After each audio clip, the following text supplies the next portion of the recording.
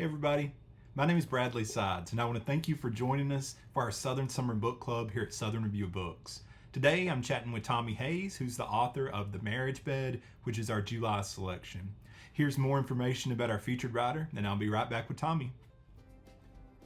Tommy Hayes is an acclaimed Southern writer whose fiction grows out of his emotional connections to places he's lived and known: Greenville, South Carolina, Asheville, North Carolina, and Atlanta.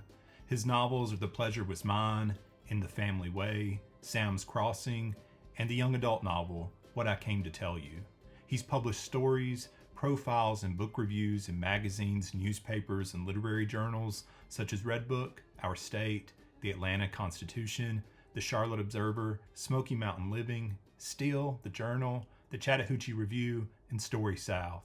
The winner of many literary awards, he is founder and former executive director of the Great Smokies Writing Program, UNC Asheville's Community Writing Program, as well as lecturer emeritus in the Master of Liberal Arts Program. Everybody, welcome back. I'm joined here with Tommy Hayes, author of The Marriage Bed. Tommy, it's good to see you. How are you? Oh, it's wonderful to be here, Bradley. I'm doing good. Good, good, good. Glad to Yeah. have you. So are you okay with us go ahead jumping right into the Oh, questions? yeah, Okay. please.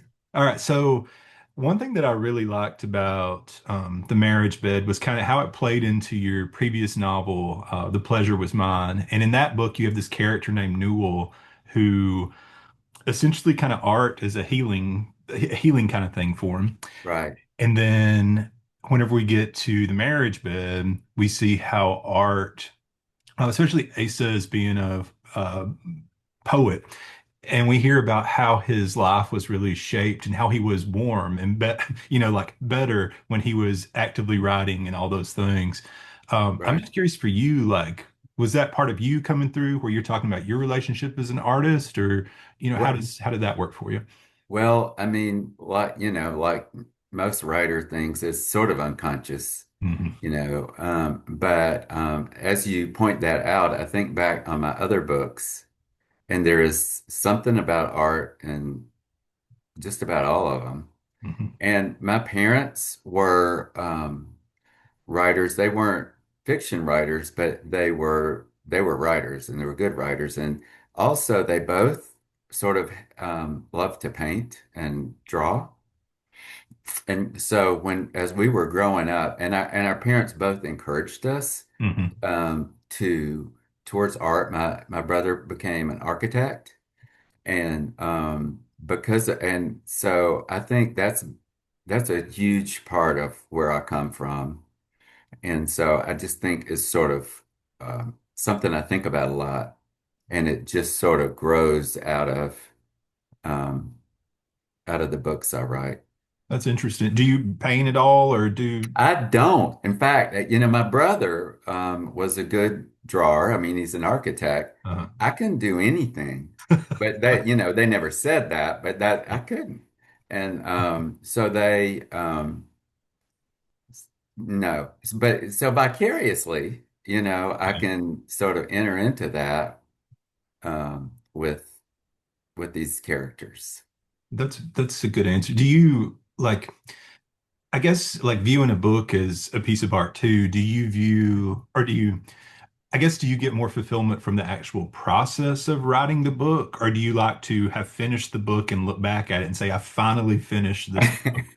Well, that last thing is a big thing, let Yep. me tell you, because I worked on this book quite a while. Hmm. All my books take a long time. Um, but the other part of it is, I mean, to me, it's what's sustaining. It's what makes me feel okay as I go through my days and years. If I know that I've written something, a sentence or two, Hmm. and I can sort of go about my day feeling a bit better, like, okay, I wrote a sentence or two, good sentence or two. And that is very fulfilling. And it also gives me a way to look at the rest of the day, Hmm. because as a writer, you're always sort of unconsciously or consciously looking for what you can use. Yep. And so it gives me a chance, it gives me a sort of layer of meaning in my day that I'm not sure, like people who don't do stuff like that, it might be a little trickier. But for me, it's a conscious thing. It's become a what is uh Flannery O'Connor calls it the habit of art, I think. Mhm. And that's sort of what um it's what makes me I'm not working I'm trying to work on a new novel, but I've been so busy with this stuff. Yeah. And not that it's a great thing to do. It's good to show, you spent something on years on it and you want to show something. You say, well, what has he been doing all this time? Absolutely. Yep. And so you want that, and I think it's essential, but it doesn't, for me, it doesn't feed me in the same way that the quiet sort of doing your work does. I get that. You said it took you several years to finish the marriage bed. It How long did. did it take you? Well, it took me, I started it maybe 13 years ago, Oh, wow. and and I was still working full time, and then I retired, and then I could work on it more. Hmm. But I've always been slow. Hmm. And my process is to write a draft, which usually takes me a year or two. And then I get some trusted writer friends to read it, um, get their feedback. It might take them a month or two to get back to me. Hmm. And so that's a good thing because then um, I've sort of it's at a distance then, and then my friends come in with comments, and they're always, especially in the beginning, they're pretty big things that I have to really work on, and then I go back to work. Yeah. And it's just been, but I was also working on two young adult novels Hmm. during this time too. So some of my time was devoted to that. But it's also I'm slow. I remember one time I gave a reading at a place called McIntyre's. It's a beautiful bookstore. I don't know if you've been there, but um, that they had a big open area, sort of covered area where they would get people that lived in the retirement village there, which is a lovely place. They came, and it was my book called The Pleasure, what was In the Family Way, which is my second book and about growing up in Greenville. Hmm. And so I was talking about that and reading some about to people, and I mean, it's not a big book. None of my books are big, like maybe 200 and something pages, And so I was talking about it, and a woman up front said, "It took you 7 years to write that?" And she picked it up, and she was totally disgusted, you know. And I said, "I'm sorry, it's not War and Peace. I'm sorry, but it's what I do." So anyway. Yeah, that's funny. That's really funny, actually. Whenever you mentioned you were doing the young adult novels when you Mhm. during this, I guess, did you kind of go back and forth to the stories, or did you put the marriage bed away for a while and then totally focus, or how did you do That's that? what I did. Yeah. Yeah, that's what I would do. I would work on one for a while and then put that aside and get feedback from my friends and Yeah. Did you uh, go? One thing I really like about the marriage bed was the kind of the way you work with time, where you have the current story, but then you also have kind of the background love story too, that gives the second layer to the book. When you were writing the marriage bed, did you know that you were going to have that back and forth?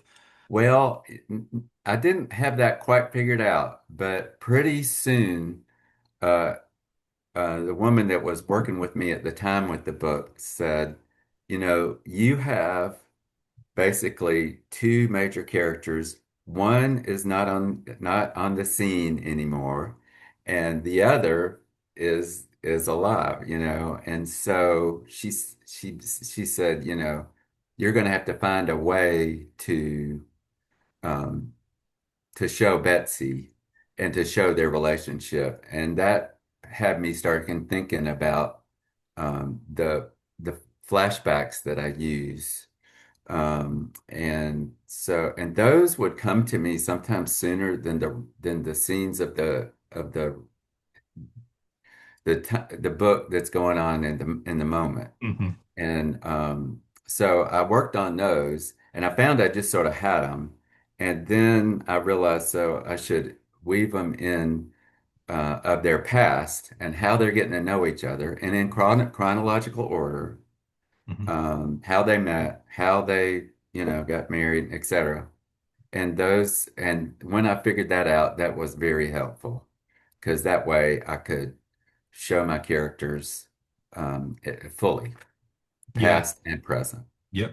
And it came across really well. I like how like we get to know Betsy, in the first kind of couple of chapters, but we also get to know a lot about her, and she becomes this character throughout the whole book. I just really like that development, how you did that. It worked really, really well. Um, with the characters, talking about them a little bit. I'm really interested in Asa.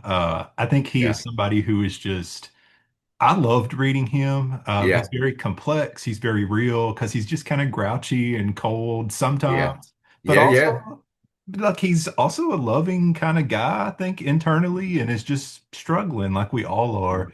And he reminded me of Prey from The Pleasure Was Mine as well, a little bit. Is Uh, that right? he That did. is He did. very interesting. He did. I was, and not exactly, but I saw some similarities there with how they're both trying to heal and recover and, kind of move forward in a way. That's Um, a great point. I it's hadn't thought really of that. interesting. Like I went back and reread The Pleasure Was Mine again after and I was like, Yeah. I just love the development of what he's doing here. Um, but will you talk a little bit about kind of building your characters, what you try to do with your characters? Um, well, I mean, I'm, I'm, when I start writing, I think about place, but I think about the people in that place. Hmm.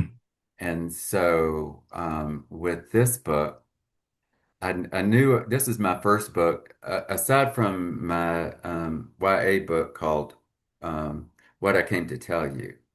Aside from that, that's my first real book in Asheville. And lived here a long time. So, what was the question? I'm sorry. Just It's generally like what you hope your characters Yeah, do. yeah, yeah, yeah. So the characters came out of the place, Mhm. and with and these characters are probably the most like my family that I've ever written. Yeah. And I think I mean, not Pray, but Asa, I'm afraid I'm like him. Me too. I am definitely like him. Yeah. And and I use that, but the thing is, like if you work on a book as long as I do, you forget where you started with the inspiration. So Yeah. I forget, Mhm.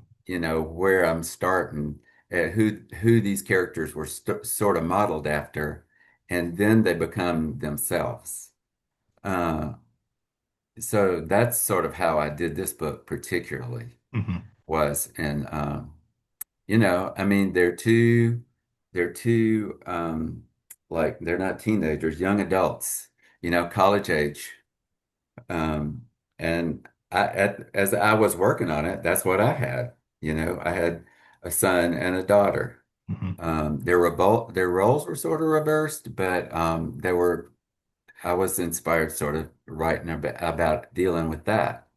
Mhm. Um, we didn't have a death, but um, anyway. One of my favorite characters, and maybe my favorite character is Wendy. Yes. I thought she was so interesting from everybody else. Like, where did you know she was going to be like the different character, or where did she come from? Well, I knew I wanted to try to write about somebody like her Hmm. and have her in this because I had her and Ace's son Mitchell going to Furman, Hmm. which I went to and my family I went to, but it can be a really it can be pretty conservative. And so when he came back with Wendy, when Mitchell came back with Wendy and all this other stuff is going on, he just lost it. But I think that Wendy, I wanted, and the more time I spent with Wendy, the more I sort of fell in love with her as a character, Hmm. because as the characters were all pointing it out to me that she was what they needed. She was what Mitchell needed. And so yeah, and a lot of people that's ended up being their favorite character. And I have to say I'm surprised, but I'm so pleased too that Wendy came on the scene.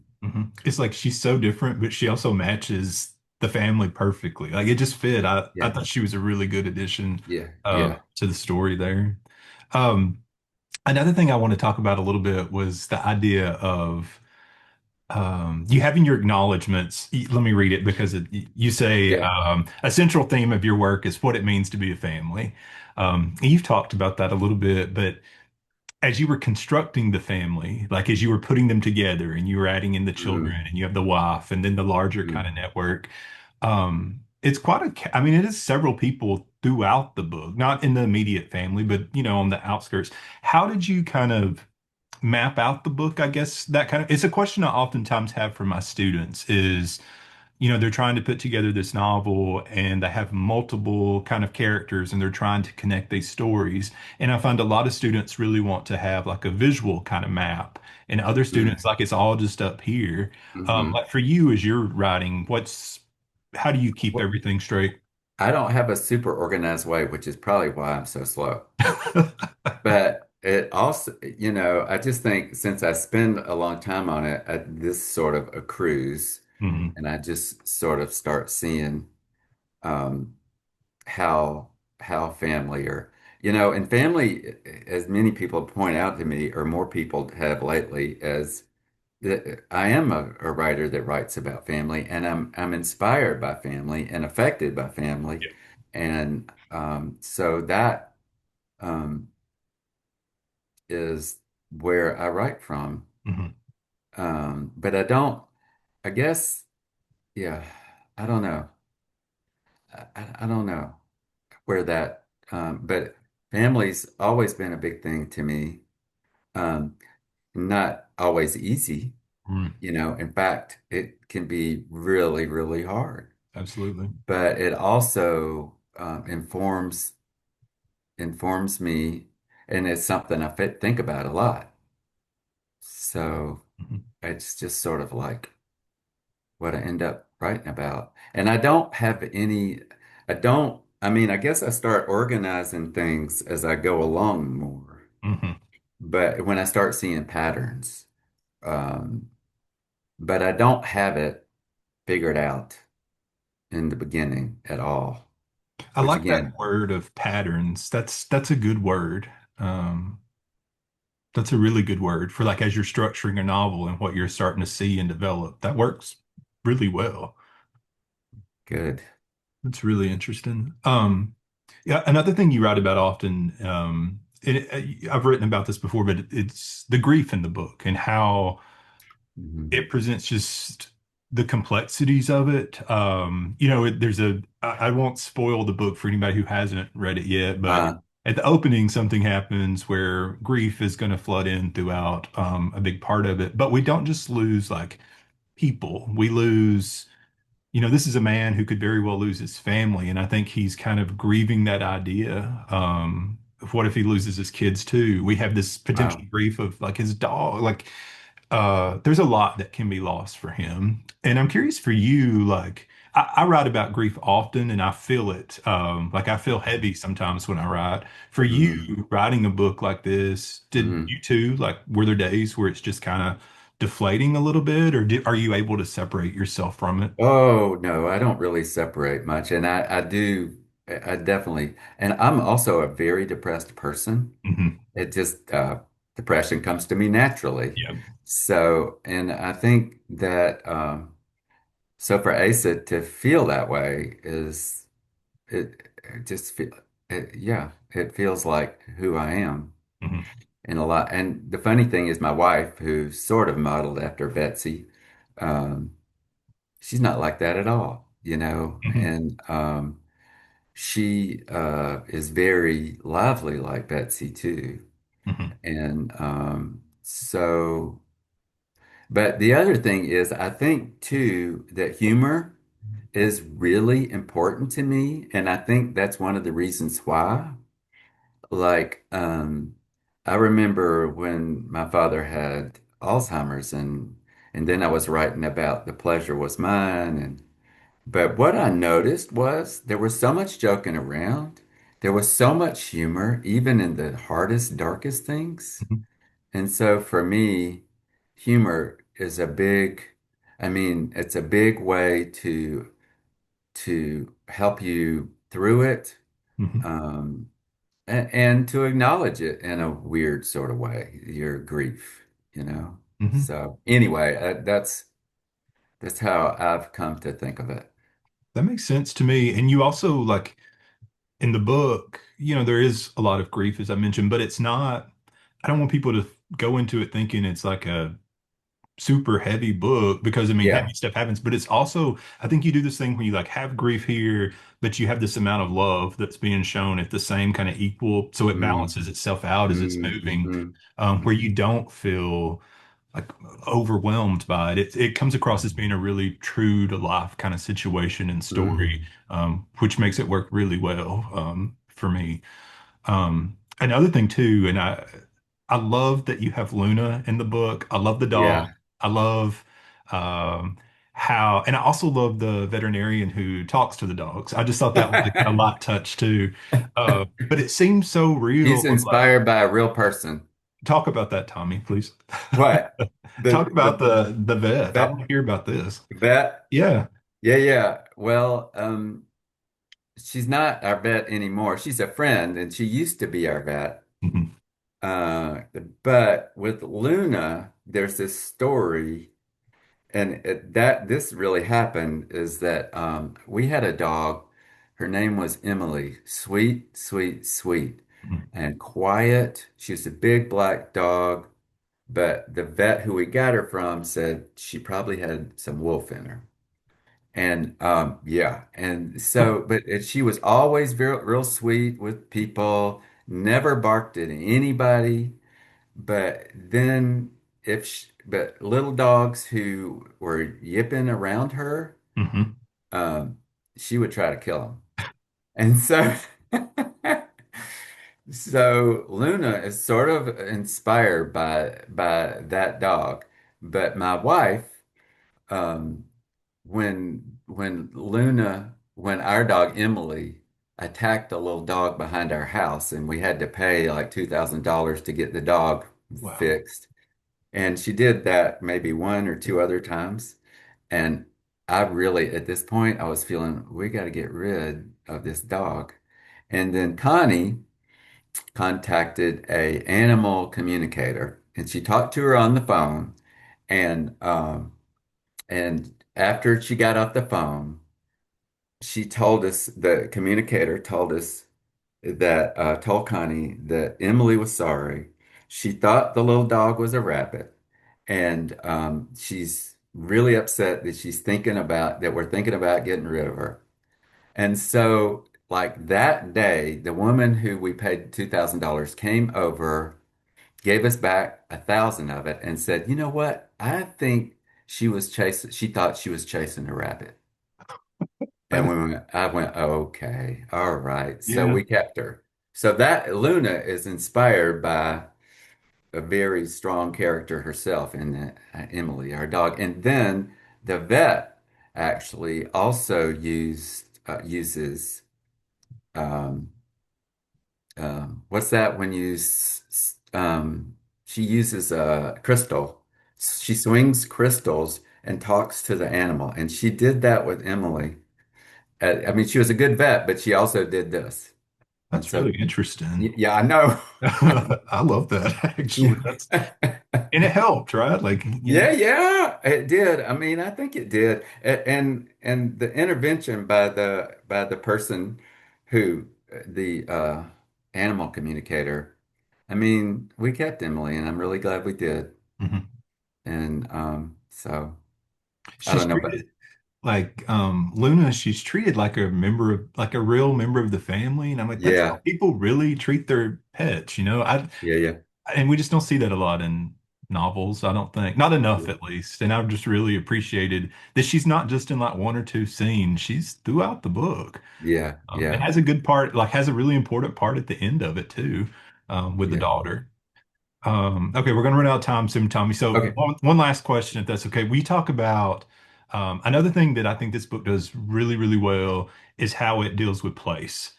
Mm. And like this place is it's clear it's a real place. We just kind of talk about your attachment to the area and how Yeah. you brought that into the book. Yeah, I said I've lived in Asheville for since our kids, well, were born. So that's 30 something years ago. Mm, And I really have come to feel like it truly is home. And I wanted to write out of this place, and it has its own. And in the book, I moved it around to other places like Atlanta and Charleston and other places that I have lived too, and that Connie and I have lived. And but I never write about a, I never write anything without writing about a place I know. I mean, I don't write about places I don't know because I have an emotional reaction or attachment mhm, to whatever place I'm in. So it's just a real part of me, mhm. and it's a big part of my writing too. I think it comes through really well too because you pull in these like specific descriptions of places. Like when they're out, when there's a flashback scene when Asa and his wife are out walking around at nighttime, and it's just so vivid in what you've created. And I was like, he's definitely pulling from real memories, real places, because there's no way I don't think there's a way you Yeah, couldn't if you're writing that vividly. It just yeah, really comes through your love of place, yeah, with what you were doing with the book. yeah. It's a big thing for me. Mhm. Well, Tommy, it was good to talk to you. I Oh, what a appreciate your pleasure. time. If y'all haven't read the book yet, The Marriage Bed by Tommy Hayes, it's out now. Get it from your local bookstore, from your library. It really is a wonderful novel and probably my favorite novel of this year so far. It's really a really good one. But thanks y'all for joining us. Tommy, again, thank you so much. Thank you so much, Bradley. Thank you.